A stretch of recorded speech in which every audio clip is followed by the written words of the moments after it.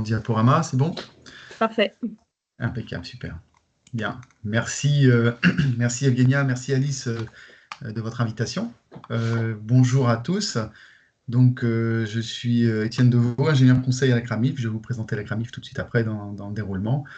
Pour les questions pratiques, vous pouvez me poser des questions si jamais dans le fil de la présentation, il y a des choses qui vous interpellent, vous souhaitez. Alors, soit vous le faites par le chat, soit vous le faites en direct. Si c'est sur le chat, je ne le verrai peut-être pas, donc je demanderai à Alice ou Evgenia de me prévenir s'il y a des questions qui arrivent sur le chat, avec mes remerciements par avance. Donc, je vais vous présenter aujourd'hui les aides financières qui sont proposées par la CRAMIF. Est-ce que tout le monde m'entend bien, a priori? Oui, Tout oui, va très bien. bien. Impeccable. Alors, on continue. Donc, les aides financières de la CRAMIF qui servent à accompagner la prévention des risques professionnels des entreprises. Alors, on va voir rapidement en 6 étapes ces éléments-là. On va commencer par la CRAMIF. Qu'est-ce que c'est? Alors, peut-être que certains étaient déjà présents à une intervention que j'avais faite l'année dernière.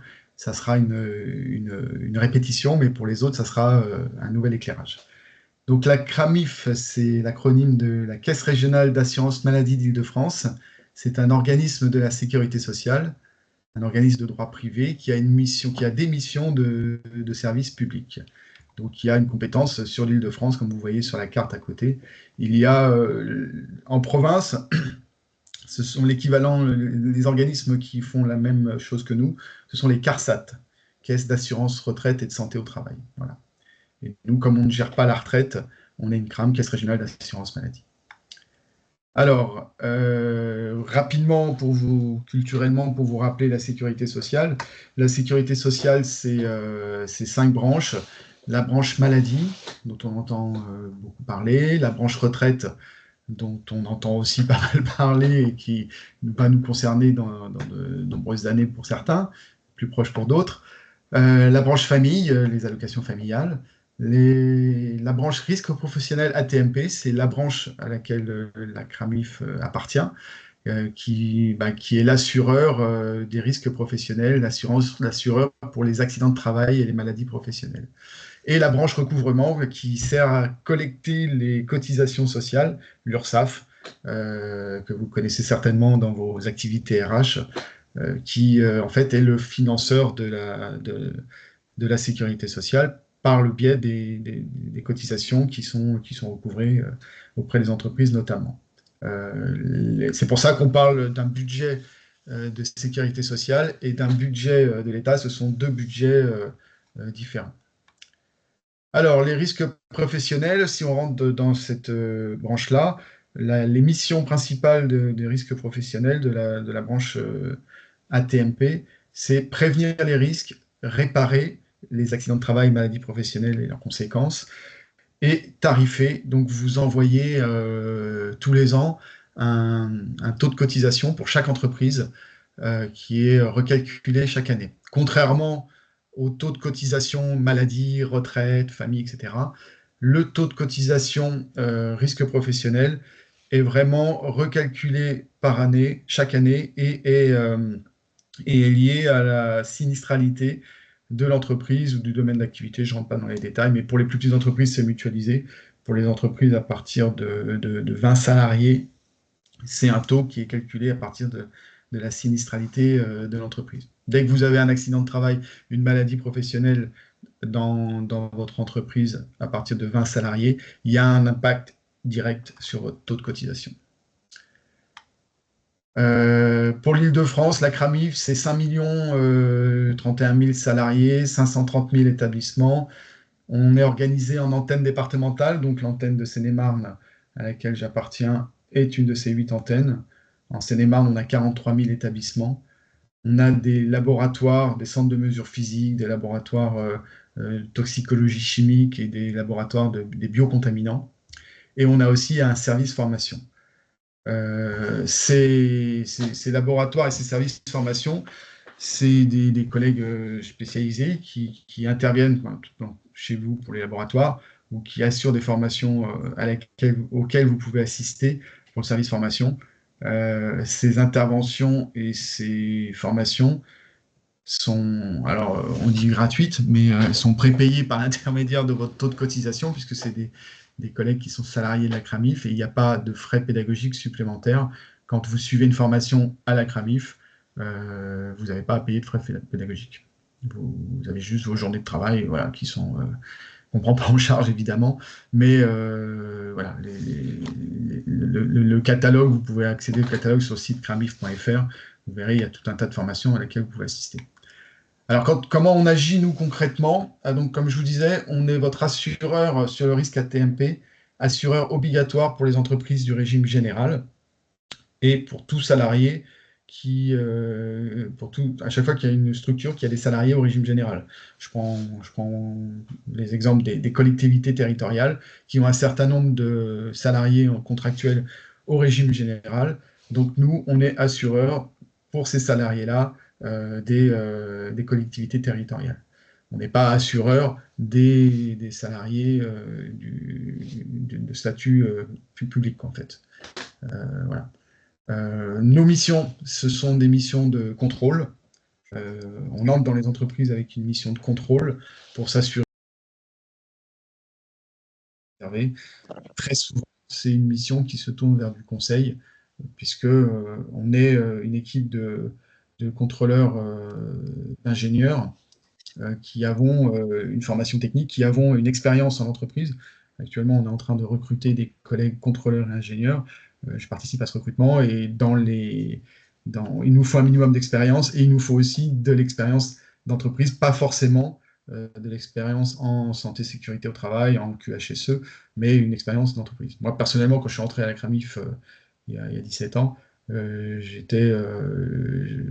suis ingénieur de formation, j'étais responsable production, donc je n'avais pas une spécialisation dans la prévention des risques professionnels. J'ai acquis ces compétences par une année de formation quand on rentre à la CRAMIF. Donc, on fait du contrôle du conseil, on émet des recommandations quand on voit des situations de travail qui exposent les salariés au risque, on fait des préconisations aux entreprises, des recommandations. Voilà, donc c'est un peu la base de notre travail au quotidien. Après, pour amener les entreprises, et on va en parler plus en détail aujourd'hui, on va pouvoir proposer aux entreprises des aides financières, ce qu'on appelle des incitations financières, qui vont permettre d'améliorer les conditions de travail. On va en parler tout à l'heure. Je n'ai pas intitulé ce point-là aide financière, j'ai intitulé incitation financière, parce que ça, ce sont les incitations financières positives. On a aussi la possibilité de mettre des pénalités à l'entreprise qui ne suivrait pas nos recommandations par le biais d'une majoration du taux de cotisation. Ça représente très peu de nos interventions, mais il y a des entreprises qui ne sont pas à l'écoute de nos conseils. Donc, dans ces cas-là, on a ce levier-là qui est possible pour faire avancer la prévention dans l'entreprise.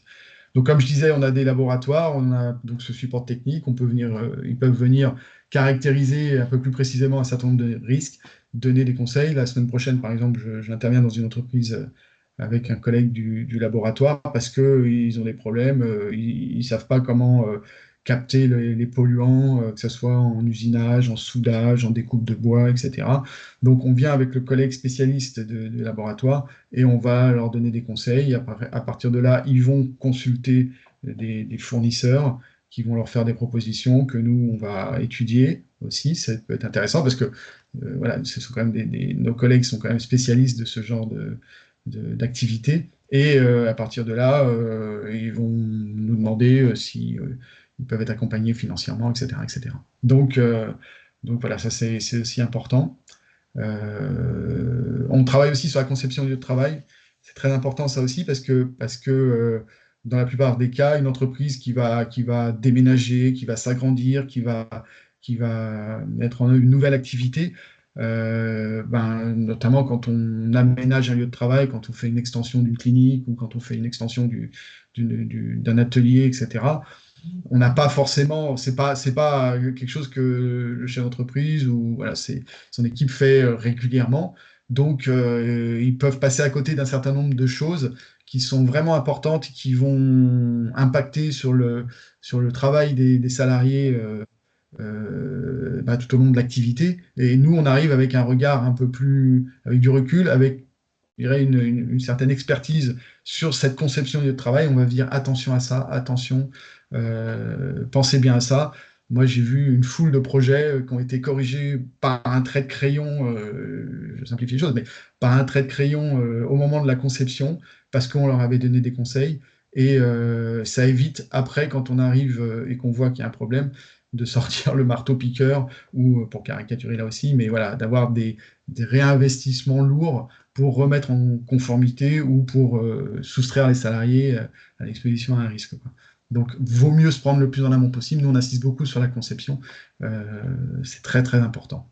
Sur un bâtiment aussi, c'est très important parce que on peut faire des très beaux bâtiments. Les architectes ont souvent de belles idées, mais ils n'ont pas forcément l'idée de comment on va faire vivre ce bâtiment, comment on va l'entretenir. Si j'ai des baies vitrées inaccessibles, comment je les nettoie? Et il va falloir prévoir mettre en danger des salariés pour nettoyer ces baies vitrées, alors que des fois, par quelques astuces, en prévoyant des accès dès l'origine et tout, on va résoudre un certain nombre de problèmes. Et on travaille aussi sur le management de la prévention. C'était un peu le thème de la présentation que j'avais fait l'année dernière. Comment mettre en œuvre les clés de réussite de la prévention, de l'organisation de la prévention dans l'entreprise, les incontournables. Je vous invite à regarder le replay qui doit être encore en ligne sur le YouTube de Cinéma d'Interactivité, où voilà, je balayais un petit peu ces éléments de réussite. Je confirme, Voilà le comment. replay est toujours disponible. Et Le ben replay est voilà, toujours super. disponible. N'hésitez pas à aller sur le compte Cinéma d'Interactivité. Ça dure une petite heure, je crois. Bon, après, avec les questions, vous pouvez. Mais ça peut être intéressant. Et voilà. Voilà comment on agit au quotidien à la CRAMIF. C'était une brève, rapide présentation de la CRAMIF. Si on revient sur les aides financières, pourquoi nous, on va vous accompagner par des aides financières dans vos entreprises pour prévenir les risques? Eh ben, pour prévenir les risques prioritaires. Quand on va faire une aide financière avec vous, quand on va mettre en œuvre une aide financière, c'est pas pour quelque chose qui va pas agir sur la réduction des risques des salariés. On va prévenir les risques de chute de hauteur, les risques de chute de plein pied, les risques de troubles musculo-squelettiques. Les troubles musculo-squelettiques, 80% des maladies professionnelles déclarées. Donc, c'est un vrai sujet. Plus un certain nombre d'accidents de travail qu'on voit passer nous très régulièrement. Apporter une charge, s'est fait mal au dos. 30 jours d'arrêt, etc., etc. Donc voilà, ça c'est vraiment un sujet important, les troubles musculo-squelettiques. Les risques chimiques et les risques psychosociaux, on va aussi vous accompagner sur la réduction des risques psychosociaux. On en reparlera tout à l'heure. Et puis d'autres risques, à partir du moment où là on a cité les principaux, les risques prioritaires, mais il y en a de nombreux autres. À partir du moment où un salarié peut être exposé à un risque, ou voilà, dans votre entreprise il y a des risques, s'il y a besoin d'un investissement pour soustraire les salariés à ces risques-là, eh ben, nous, on va vous accompagner. On va voir un peu plus dans le détail ce qu'on peut mettre en œuvre concrètement dans ces aides financières. Alors, pour qui ces aides financières? Pour les entreprises de moins de 50 salariés ou les entreprises de moins de 200 salariés, il y a des dispositifs différents. Pour les entreprises de plus de 200 salariés, ne partez pas tout de suite. Vous verrez dans la fin de la présentation, enfin le dernier tiers de la présentation, on a des nouveautés en 2024. Je vous en parle tout de suite après. Donc déjà, nos principales aides concernent les entreprises de moins de 50 salariés et de moins de 200 salariés. Pour les moins de 50 salariés, on a des subventions prévention et on a des contrats de prévention. Et pour les moins de 200 salariés, ce sont des contrats de prévention. Alors, attendez, je vais essayer de voir. Voilà. Comme ça, c'est mieux. Donc, ça, ce sont les principales aides que nous pouvons avoir. Avec quoi et combien? Alors, on rentre un peu plus en détail dans le contrat de prévention qui concerne toutes les entreprises de moins de 200 salariés, je le rappelle. Donc, entreprise inférieur l'effectif d'entreprise inférieur à 200 salariés qui sont au régime général. Et la spécificité des contrats de prévention, c'est qu'il faut que les entreprises soient ciblées par une convention nationale d'objectifs. Ce qu'on appelle, nous, dans notre jargon, on aime bien les sigles et les acronymes, c'est une CNO. Alors, une CNO, c'est quoi? C'est un contrat cadre qui est conclu pour 4 ans entre la CNAM, la Caisse nationale d'assurance maladie, notre caisse nationale en fait, et les fédérations professionnelles par métier. Et cette convention nationale d'objectifs définit les codes risques qui peuvent bénéficier d'un contrat de prévention. Les codes risques, en fait, c'est les secteurs d'activité. On a code risque boulanger, code risque sanitaire et social. Enfin voilà, à pas confondre avec le code APE, même si les codes risques se rapprochent de plus en plus des codes APE. Mais voilà, donc votre code risque, vous l'avez sur votre notification de taux. Vous le retrouvez dans votre compte employeur en ligne, etc. Donc, si vous voulez savoir si votre code risque est visé par une convention nationale objective, vous vous adressez à nous et nous, on vous le donnera très facilement. Parce que sinon, vous pouvez le trouver, mais c'est un petit peu compliqué. C'est une affaire un peu de... Vous rentrez dans une jungle, c'est un peu compliqué à trouver. Alors, comment on peut vous aider une fois que vous pouvez bénéficier de ce contrat de prévention, donc pour les entreprises de moins de 200 salariés? On va pouvoir vous financer de 15 à 45% de votre investissement sur les mesures prioritaires.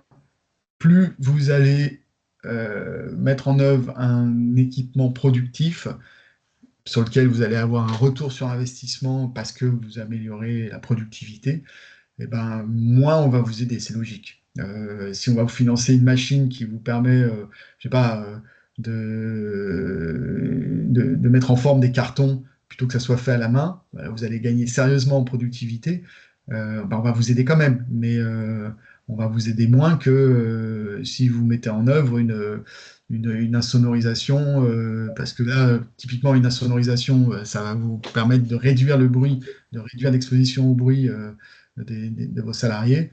En productivité directe, vous aurez de la productivité indirecte, ça c'est clair, mais en productivité directe, ça ne va pas tellement se mesurer facilement. Donc là, on va être plutôt proche de 45, voire 50%.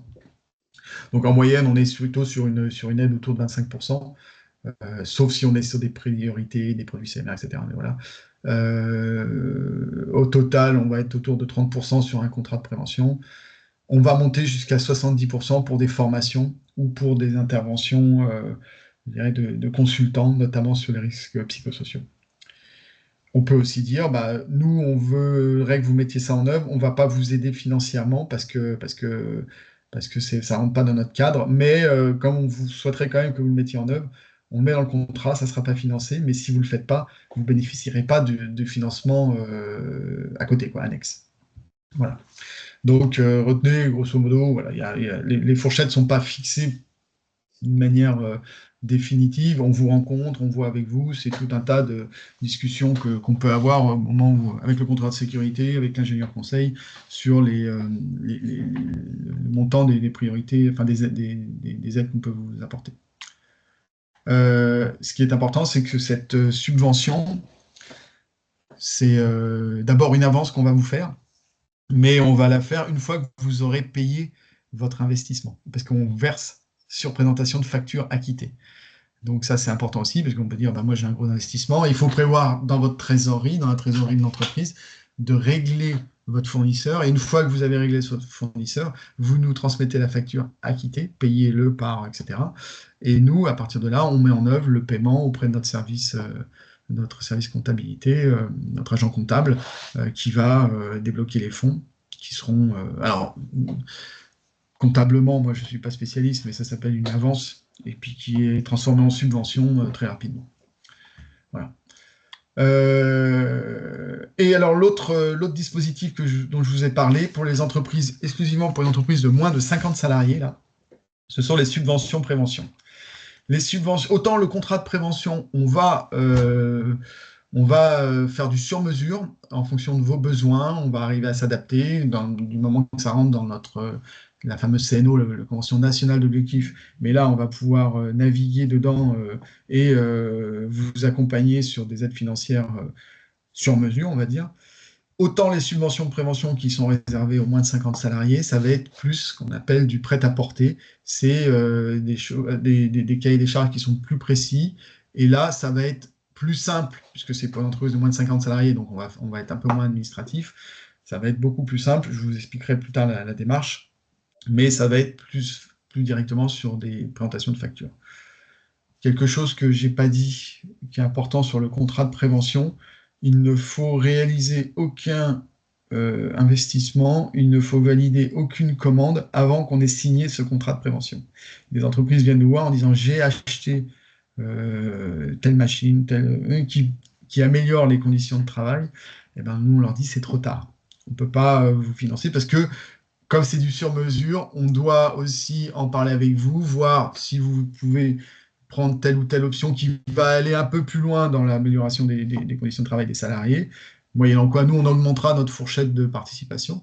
Mais donc, vous comprenez bien que c'est une négociation qu'il y a. On peut pas, le faire sur présentation de facture, ça ne se passe pas.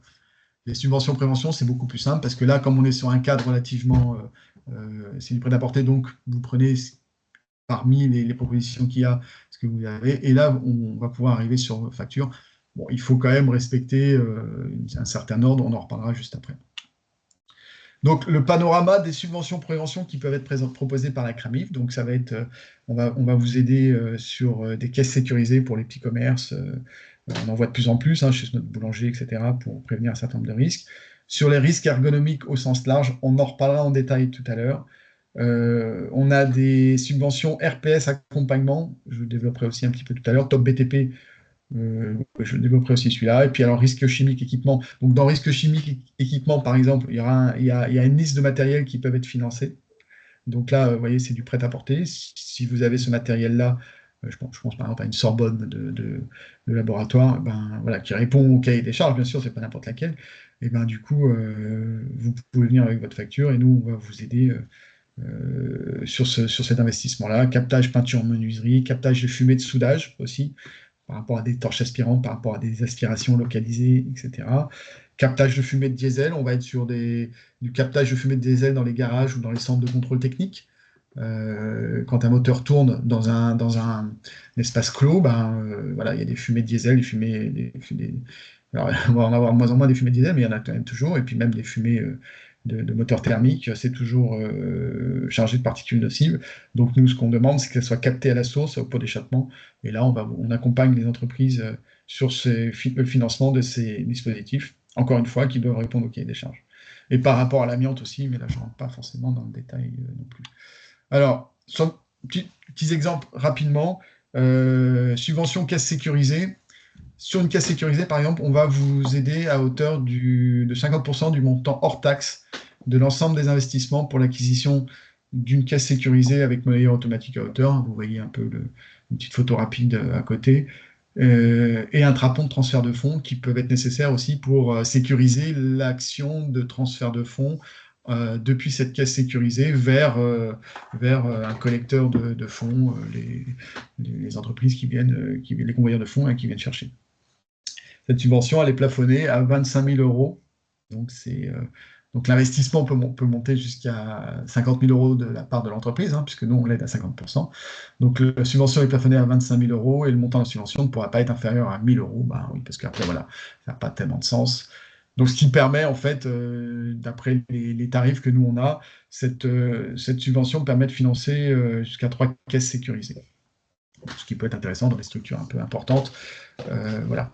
Ce qui est important aussi, je ne sais pas, vos expériences, vous l'avez peut-être vu chez vos commerçants, souvent elle est en panne, cette caisse sécurisée, donc c'est un petit peu un problème. Donc nous, ce qu'on demande, c'est que quand on fait l'acquisition d'une caisse sécurisée, on finance aussi 1 an de contrat de maintenance pour, je dirais, les petits bugs du démarrage. Et puis après, on est dans une dynamique de contrat de maintenance, on ne va pas accompagner toute la vie du dispositif, mais au moins au lancement. Comme ça, après, ça pousse les entreprises à souscrire, à prolonger ce contrat de maintenance pour avoir un dispositif toujours opérationnel. Quel risque on couvre quand on finance une caisse sécurisée? Beaucoup de choses. Le risque d'agression, qui n'est pas négligeable chez les petits commerces. Quand on a une structure avec une caisse sécurisée, ça ne supprime pas complètement, mais ça dissuade très fortement les braquages. Les risques aussi un peu psychosociaux, hein, on va dire le stress de la caissière ou du caissier qui est là et puis qui doit rendre la monnaie rapidement et il y a une file d'attente, etc. Voilà, c'est compliqué derrière parfois d'être bien concentré et donc là du coup il n'y a plus ce problème-là puisque c'est la caisse sécurisée qui fait le travail. Et puis des problèmes d'hygiène aussi, hein, parce qu'à force de manipuler de la monnaie, etc., là, le salarié n'a plus de contact avec l'argent, les espèces. Subvention, prévention, RPS, accompagnement. Alors, subvention, RPS, accompagnement, RPS étant un risque qui, comme les autres, en fait, qu'il faut analyser dans son document unique. Et c'est pas toujours évident, parce que RPS, il faut vraiment le centrer sur le travail. Donc, nous, on a décidé, enfin, nos instances ont décidé de mettre en œuvre cet accompagnement pour amener les entreprises à se lancer dans la prise en compte de ce risque RPS pour déjà le démystifier et se faire accompagner là-dessus, parce que c'est pas toujours évident. On part très vite sur des choses qui vont déborder le cadre du travail, alors qu'il faut vraiment rester centré sur le travail. Si on veut faire une prévention des RPS efficace en entreprise, il faut se centrer sur le travail et on a des résultats très, très intéressants, spectaculaires dans certains cas. Alors, comment on va vous aider? Là, vous voyez, on est sur un accompagnement de l'ordre de 70% des investissements pour deux types de prestations. Une première prestation qui va être un diagnostic, une aide au repérage des facteurs de risques psychosociaux et accompagnement à l'élaboration du plan d'action. Donc ça, c'est un cabinet. Nous, on a une liste de cabinets, parce que des cabinets sur les RPS, il y en a full. Nous, on a une liste de cabinets qu'on reconnaît, avec qui on a déjà travaillé et on sait que c'est du sérieux. Donc, vous pouvez faire appel à eux. Donc, nous, on va vous financer soit 70% de leur diagnostic. L'autre prestation, c'est 70% sur l'accompagnement par un consultant à la mise en œuvre du plan d'action. Parce qu'une fois qu'on a un plan d'action, c'est toujours bien aussi d'avoir cet œil extérieur d'un consultant qui va permettre de mettre en œuvre ce plan d'action, suivi, et voilà, pour vous aider à maintenir le cadre. Parce que sur les RPS, comme je disais, on a vite fait de sortir du cadre professionnel et de partir dans des choses qui sont parfois un peu compliquées. On touche très directement à l'humain, au ressenti, etc. Et donc là, avoir un œil extérieur, un consultant qui vient vous aider, ça peut faciliter les choses. Et donc, du coup, nous, on va financer 70% de cette prestation. Plafonnée, encore une fois, à 25 000 euros. On s'adresse aux entreprises de moins de 50 salariés. Voilà. Et si je prends l'exemple aussi, subvention, prévention, top BTP.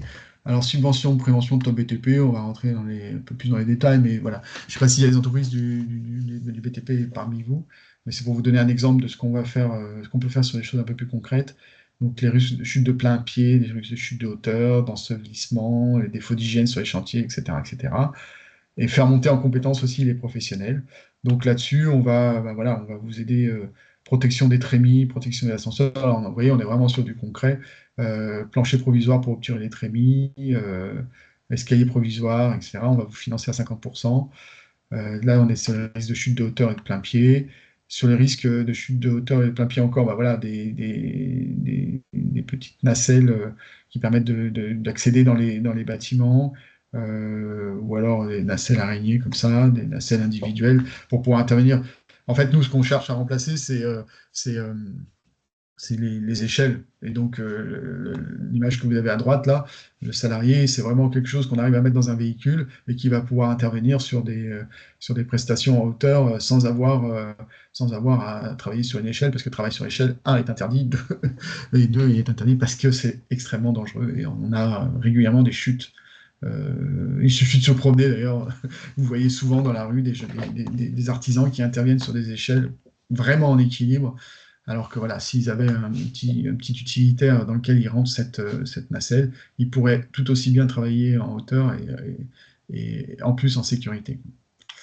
Donc là, on les aide aussi à hauteur de 50%. On est encore sur les chutes de hauteur, voilà, des échafaudages, des remorques d'échafaudage, des échafaudages mobiles.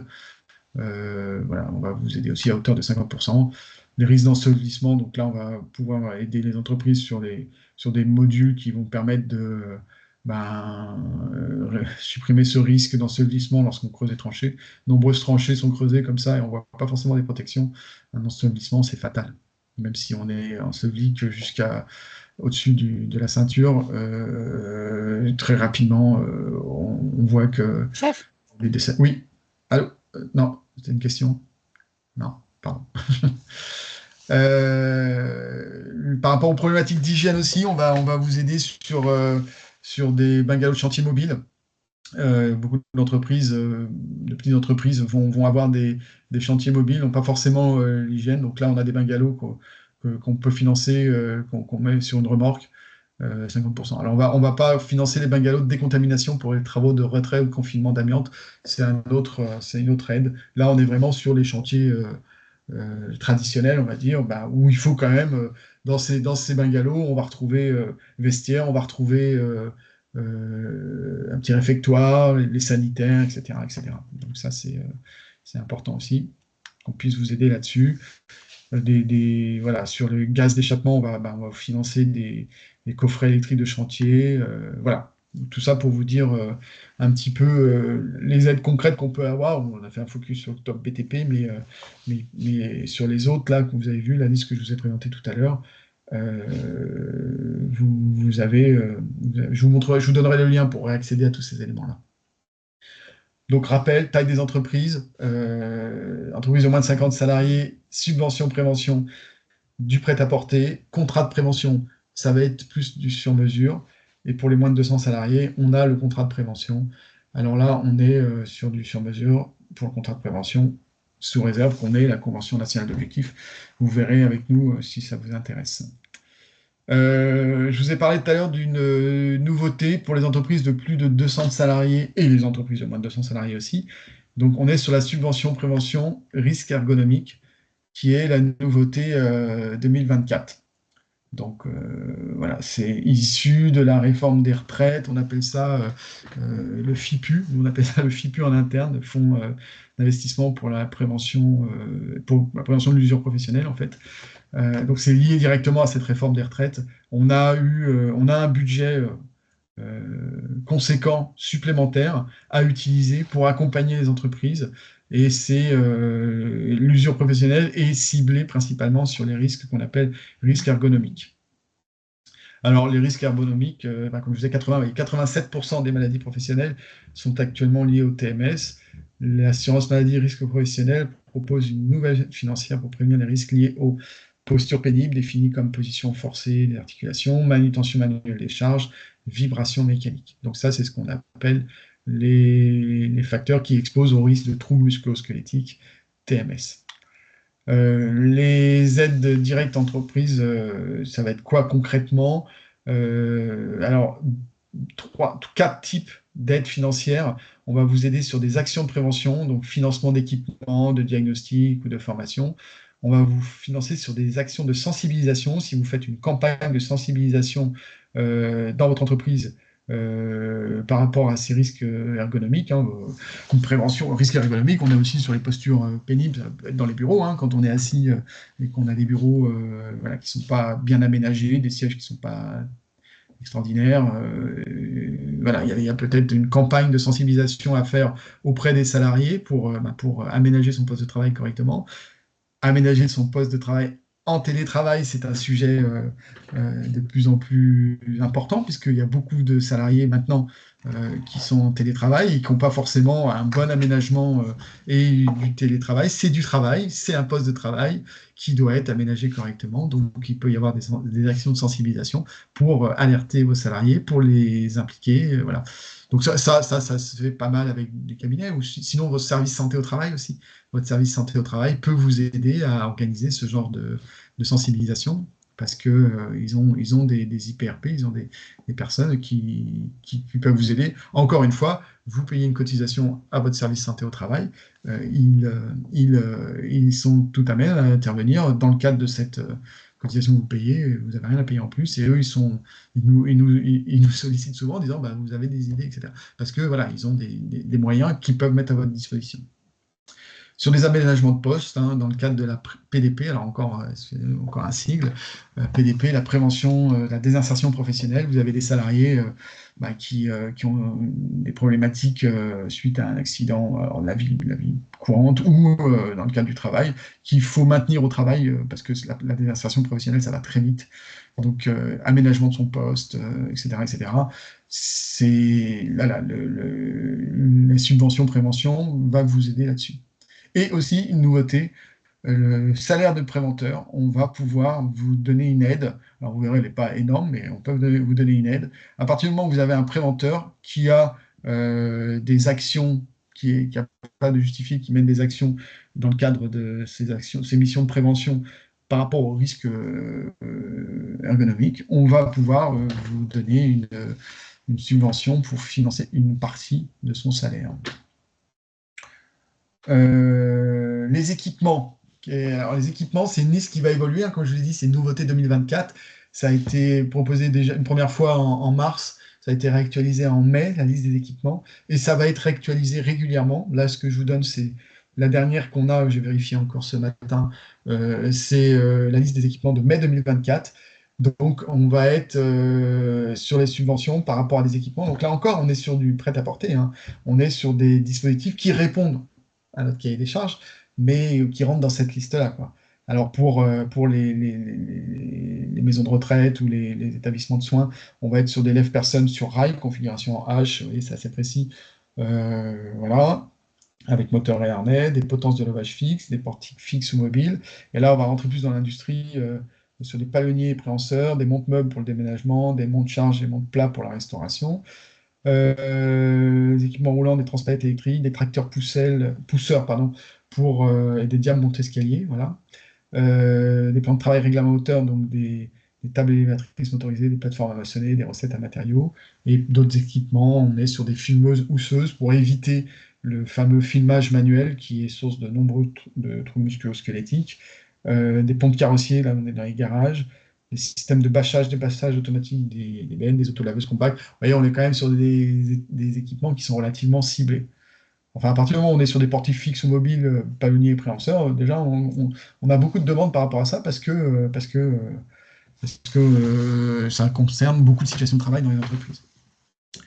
Donc, ce que je vous disais, hein, les équipements doivent correspondre au cahier des charges techniques disponibles sur Amélie Entreprise. Je vous redonnerai le lien tout à l'heure.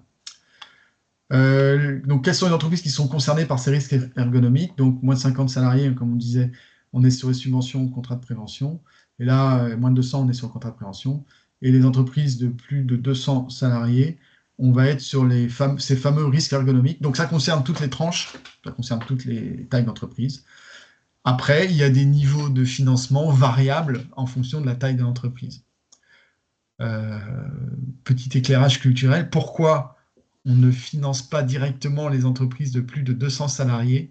Parce que les entreprises de plus de 200 salariés cotisent ce qu'on appelle, nous, au taux individuel. C'est-à-dire que tout accident de travail, maladie professionnelle dont je vous parlais très rapidement au début, va impacter directement, mais alors là, vraiment directement, le taux de cotisation des entreprises de plus de 200 salariés. Ça veut dire que si demain, une entreprise investit pour réduire l'exposition de ses salariés au risque, elle aura moins d'accidents, donc elle aura un taux de cotisation plus faible, et donc voilà, ça sera remboursé de son investissement par la diminution de son taux de cotisation.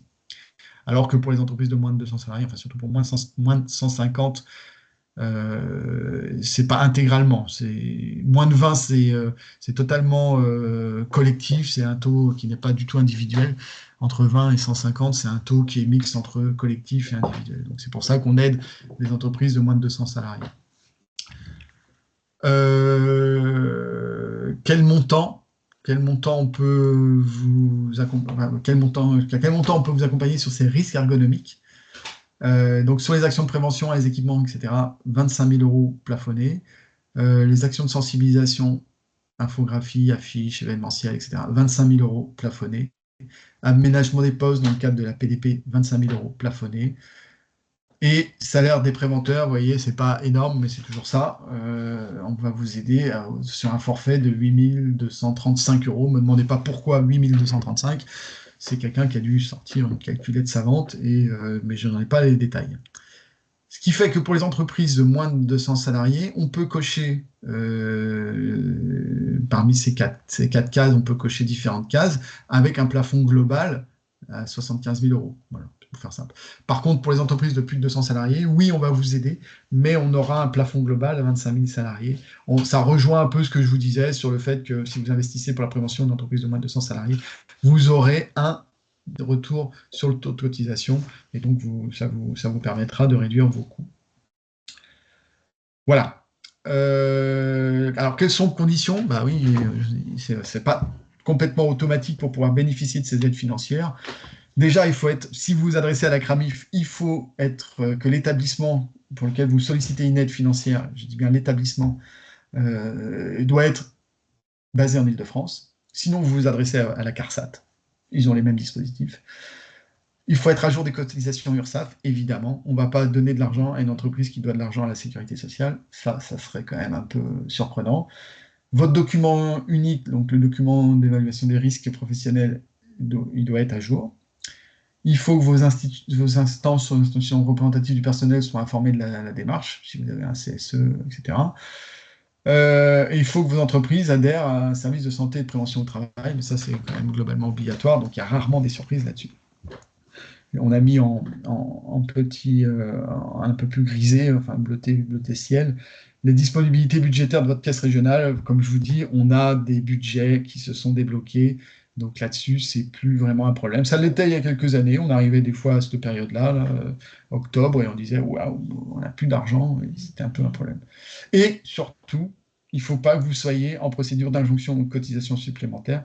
Qu'est-ce que c'est que ça, l'injonction de cotisation supplémentaire? C'est ce dont je vous parlais au tout début, en vous disant qu'on a des incitations financières positives, ce sont les aides financières, et des incitations financières négatives, ce sont les pénalités qu'on peut vous mettre. On rentre dans une procédure d'injonction si l'entreprise ne veut pas mettre en œuvre les recommandations qu'on lui a demandées. On lui demande une fois, deux fois, trois fois, au bout d'un moment, voilà. Mais ça ne tombe pas tout de suite, et c'est vraiment une entreprise qui ne va pas vouloir jouer le jeu.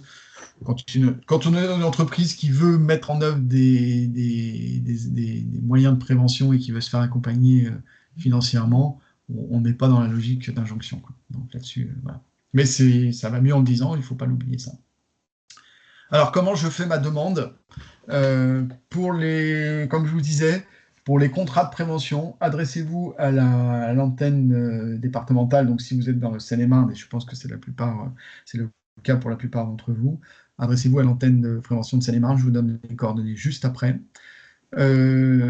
Sinon, pour tout ce qui est subvention prévention ergonomique, c'est pas l'antenne départementale qui le gère, c'est notre siège à Paris. Et pour ça, il faut passer par votre portail, votre compte employeur, net entreprise, etc.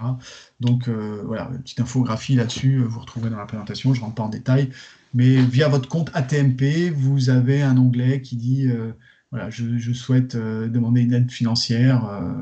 Donc sur Net Entreprise, votre compte ATMP, je pense que la plupart d'entre vous, vous êtes sur les RH, donc vous avez accès à ce compte ATMP sur Net Entreprise. Si ce n'est pas le cas, demandez tout de suite à votre responsable en disant j'ai un moyen de vous faire gagner de l'argent si on a fait des investissements, mais il faut que je rentre dans le compte ATMP, et comme ça, vous verrez à quoi ça ressemble ce compte ATMP, et dedans, vous avez un onglet ou un carré, je ne sais pas exactement, mais voilà, qui vous permet d'y aller et puis de faire cette demande. Donc, on fait une demande, on réserve en ligne, on attend une confirmation, et puis derrière, on envoie les justificatifs. Vous voyez, l'attestation URSSAF quand même, la facture acquittée, le RIB, parce que c'est important pour vous verser de l'argent. Le RIB de l'entreprise, hein, je précise quand même, pas le vôtre. Et puis, le versement de l'aide se fait par virement bancaire. Voilà. Donc, tout se fait via ce compte ATMP sur Net Entreprise. Pour les subventions prévention, pour les contrats de prévention, adressez-vous à l'antenne départementale. Alors, je reviens sur les tailles des entreprises, hein, voilà, petit résumé de ce qu'on peut obtenir. Mais enfin, on voit que sur les subventions prévention, je suis une entreprise de moins de 50 salariés. Complètement oublié le... Pardon, j'avais une question? Non? Non, c'est un micro qui s'est ouvert. D'accord, pardon. Du coup, voilà, quand je suis une entreprise de moins de 50 salariés, je peux bénéficier de dispositifs d'aide Donc, 25 000 euros à chaque fois dans les subventions prévention globales que je vous ai présentées. Imaginons que vous sollicitiez sur RPS, que vous sollicitiez sur du BTP, et puis sur un autre dispositif. Voilà. À chaque fois, vous avez 25 000. Sur les risques ergonomiques, sur chacune des actions, vous avez aussi 25 000. Donc 75 000, on a vu, plus 75 000. Là, une entreprise de moins de 50 salariés peut avoir une aide financière jusqu'à 150 000 euros. Sur les contrats de prévention, on est plafonné par contrat à peu près à 70 000 euros à voir. À voir. Voilà. Et donc pour les plus de 200 salariés, on a vu, hein, c'était plafonné. On a juste le risque ergonomique qui peut convenir et on est plafonné à 25 000 euros. Mais ce qui est déjà une avancée puisque jusqu'en mars 2024, il y avait zéro pour ces entreprises-là. Voilà. Quelques petits liens pour que vous puissiez avoir plus d'infos. Donc, sur le site internet de la CRAMIF, Subvention Prévention TPE, PME, vous pouvez rentrer un peu plus en détail par rapport aux explications que je vous ai données là. Sur ce site aussi, cramif.fr, pas très loin des subventions, vous avez notre offre de formation dont je vous parlais au départ, si ça vous intéresse de voir toutes les formations qui sont accessibles. Sur le site de Amélie, on connaît tous Amélie pour notre suivi santé, mais on a aussi Amélie entreprise. Hein. Donc voilà, vous avez aussi des détails qui sont les explications au niveau national. Bon, c'est à peu près les mêmes que nous, mais voilà, elles sont peut-être parfois plus vite à jour parce que c'est celle-là. Les contacts, vous pouvez nous contacter, nous, l'antenne de Seine-et-Marne, l'antenne 77, par mail, prévention77cramif, assurance-maladie.fr ou par téléphone. Par mail, c'est parfois plus simple parce qu'on a des nouveaux systèmes de téléphone, c'est un peu compliqué. Mais bref, voilà. Donc vous pouvez me contacter moi, vous pouvez contacter nos assistantes qui vous mettront en relation avec le contrôleur sécurité qui est en charge de votre entreprise. On est répartition par commune, donc par secteur géographique. Donc voilà. Vous avez un projet d'amélioration des conditions de travail. Dites-vous, tiens, est-ce que la CRAMIF, bon, là je vous ai expliqué, c'est rapide, on a fait ça en 50 minutes, mais dites-vous, tiens, la CRAMIF pourra peut-être nous aider, n'hésitez pas à solliciter, et puis nous, on arrive, on peut vous dire, ça c'est bien, mais est-ce que vous ne pensez pas qu'on pourrait aussi aller plus loin, ou ce que vous proposez peut suffire, voilà, il y a plein, c'est une discussion, c'est ouvert. Hein. Et puis du coup, on vous dira, là, on va rentrer dans le cadre où c'est nous qui allons gérer le dossier au niveau de l'antenne, puisqu'on est un contrat de prévention, ou alors on vous encourage à vous tourner vers la subvention de prévention, qui sera plus simple, parce que vous avez une entreprise de moins de 50, etc. etc. Voilà, voilà. Je ne sais pas si vous avez des questions, si vous avez des... Et je pourrais apporter des réponses. N'hésitez pas, je n'ai pas vu s'il y en avait dans le chat, parce que j'ai pas...